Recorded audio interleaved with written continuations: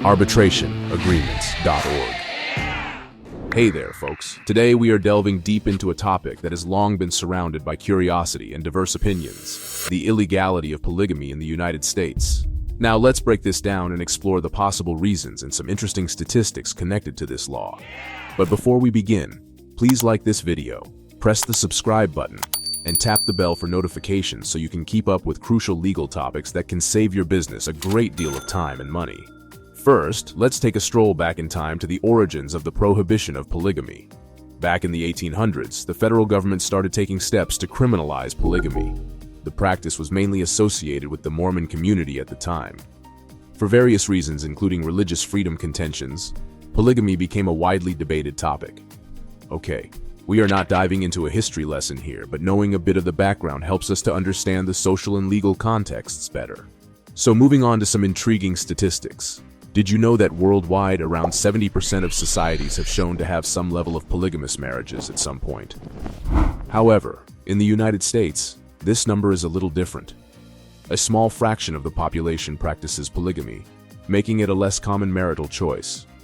Now, one might wonder, why is it considered illegal even today? Well, one reason that is often cited is the potential for exploitation and coercion in polygamous relationships. The law aims to protect individuals from possible harm and manipulation.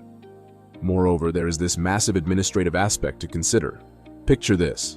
Marital laws, tax codes, and family courts are currently structured around monogamous unions. If polygamy were to be legalized, it would mean a complete overhaul of this existing system, causing a ripple effect in numerous legal domains. It might complicate things a tad too much, don't you think?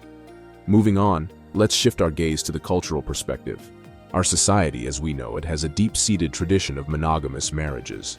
This cultural inclination towards monogamy is reflected in our literature, our movies, and even in our day-to-day conversations.